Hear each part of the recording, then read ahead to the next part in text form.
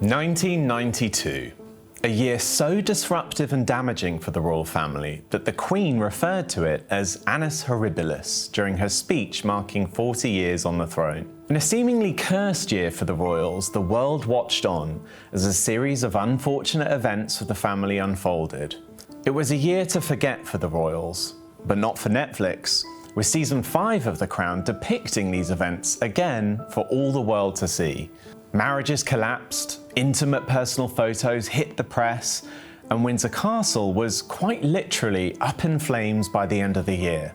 While much of the world focused on the marriage struggles of the Waleses, the rest of the family were in turmoil, as events in their personal lives wreaked havoc. In this episode, we'll be looking into how the rest of the family fared during this trying period, and how accurate the show's portrayal of a year which the Queen described, in her own words, as not a year on which I shall look back with undiluted pleasure.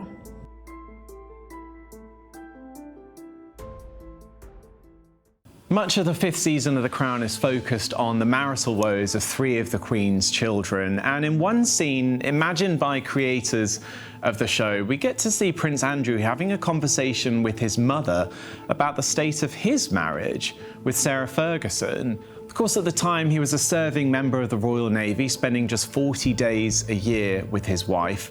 That led to a number of unhappy moments for both of them. For Fergie, it meant that her first pregnancy was spent alone, something that we've heard her speak about in real life. And for the arrival of their first daughter, Princess Beatrice, Andrew was able to just take 10 days away from his active service.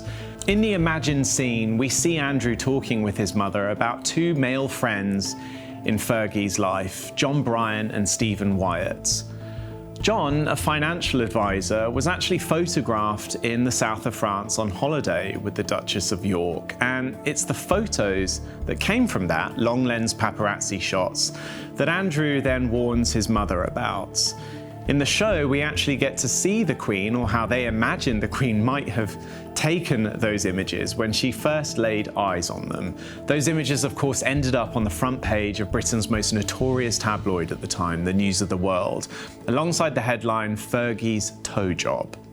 The images in question showed John Bryant sucking the toes of Sarah Ferguson. Of course, this was a huge scandal, bringing not only shame on the royal family, but also really being one of the final nails in the coffin for the marriage between Fergie and Andrew. And the announcement of their divorce came not long later, on March the 19th in 1992. The Queen was unhappy over the matter, not just because of the timing and the fact that the marriage only lasted 6 years, but also because the news came in the middle of an extremely important governmental election for the UK. The news of their divorce overshadowed everything. Clearly, it has been a difficult period for the monarchy over the past few years for one reason or another, and I think everyone acknowledges that. But in the show, Andrew's moments on camera are fleeting. The producers have clearly taken a careful approach with the now disgraced Duke of York, who has had his titles removed and is no longer a working member of the royal family due to his friendship with Ghislaine Maxwell and Jeffrey Epstein. This is probably why they don't want us to feel too sorry for him in the show, despite the fact that back in 1992, this wasn't just a difficult year for the Queen or Sarah Ferguson, but also for Andrew himself. In real life, we heard from the palace and just how much they disapproved of the publication of these deeply personal and embarrassing photos of Sarah Ferguson and her male companion. It was a time that saw the papers calling for divorce between the couple because clearly the state of their marriage was beyond repair. The image of the royals at this point was incredibly damaged, and despite the huge amount of sympathy that people had for the Queen, who of course maintained composed throughout this and continued to be the one true example of perfection within the institution, was surrounded by those who just couldn't quite get it right. Of course, Fergie quickly became the target of the tabloids and was criticised for everything. This was an ongoing theme throughout the marriage, but it only got worse once she had got caught in these dalliances with some of her male friends.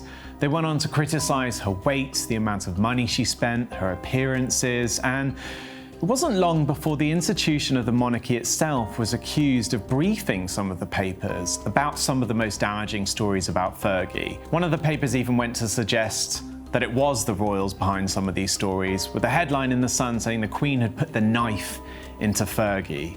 In the show, we see an imagined scene with Prince Andrew where he talks about the criticism that Fergie faces. He says the line, "We destroy anyone that's different." Now, this of course comes straight from the imagination of those writing the show, but it isn't far from the truth. As we have seen throughout the series, the criticism and the attacks on Princess Diana, now Sarah Ferguson, and later on, outside of the series, Meghan, the Duchess of Sussex, there might be some truth to this. As one royal relationship ended, there was a blossoming new romance to contend with, as Princess Anne moved on from her own failed marriage. After years of living separately, the marriage between Princess Anne and Mark Phillips is virtually over by the time we meet her once again at the beginning of season 5 of The Crown. In fact, the first time we really see Princess Anne is alongside her mother, checking out the monarch's equerry with a pair of binoculars. She seems, in this imagined moment, completely smitten with the man in question, Timothy Lawrence. And it wasn't long until, in real life, an affair between the two was revealed by, of course, the Sun newspaper. In fact, letters written by Timothy Lawrence to his new love were stolen by the paper and led to the palace having to admit that they were, in fact, real. Later on in the show, we see the Queen suggesting that Anne waits before jumping into anything else. But it wasn't long, April 13th to be exact, that Anne filed for divorce from Mark Phillips. There was a brief dispute over wedding gifts, totalling around £3.5 million, but it didn't last for long. Just 10 days later, they were granted their divorce in a brief 4-minute court hearing, and it was pretty amicable. It also opened the door for Anne to make her relationship with Timothy, now Sir Timothy, 100% official. Once again, the marriage of another of the Queen's children had bitten the dust, leading to further embarrassment for the monarch, who, of course, as the head of the Church of England, divorce is hugely frowned upon. There was little excitement coming from the palace. That came from the public, who, alongside the Prime Minister, who said he was delighted about the news that Anne were to remarry, were excited to see the Princess Royal finding love once again. The disapproval of Anne's second marriage was shared throughout the family, with many feeling that she was marrying someone that was considered hired help. The Queen Mother shared that opinion, and when it was announced that there was a date for the wedding, the news also surfaced that the Queen Mother wouldn't be attending. This was her show of disapproval for the marriage between the two, but close to that December 1992 wedding date, she had a change of heart, and all family members were present as Timothy and Anne finally said their I do's. 8 months after Anne's divorce, the two, still closer than ever to this day, finally got their happily ever after. However, this year for the royal family was set to get even worse, as news hit that Windsor Castle was ablaze.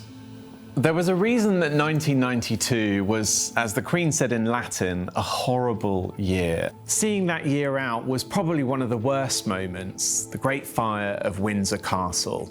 It was November the 20th, and the fire, burning for 15 hours, destroyed through 115 rooms, 9 staterooms, and soared until 2:30 in the morning, when authorities were finally able to get it under control. It was a fire that could have been prevented. What started as a faulty spotlight in Queen Victoria's private chapel went on to set a curtain on fire, which then set an altar on fire, and went on to put the lives of many and priceless artworks at risk.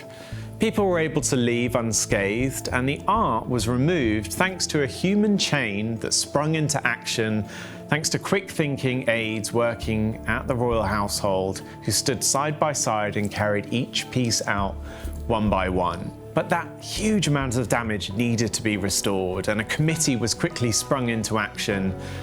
with Prince Philip at the helm. It lasted for 5 years and brought Windsor Castle back to its former glory. Some would say even better. To this day, you'll still see some of those touches from Prince Philip that he had put on the designs for the rebuild of Windsor Castle, including St George's Hall, which was brought back to how it looks in the 14th century, thanks to some of his own research and design knowledge. The scenes of the Great Windsor Fire served as a dramatic backdrop for the introduction of the 5th season of The Crown to the world, with Netflix using it in their first trailer for the show. That image of the Queen standing in front of Windsor Castle ablaze really being something that stuck in everyone's minds. But in real life, conversations about the fire went far beyond the damage that it caused. A Labour MP described an investigation into the cause of the fire as a complete whitewash. This was the result of 8 days of interviews with over 100 people working at the palace.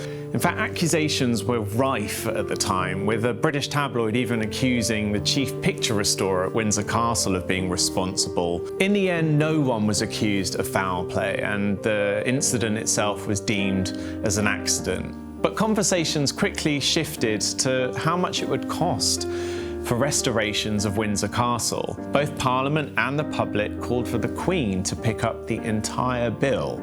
That's quite a lot when you think how much damage, valued at around £60 million, there was to fix.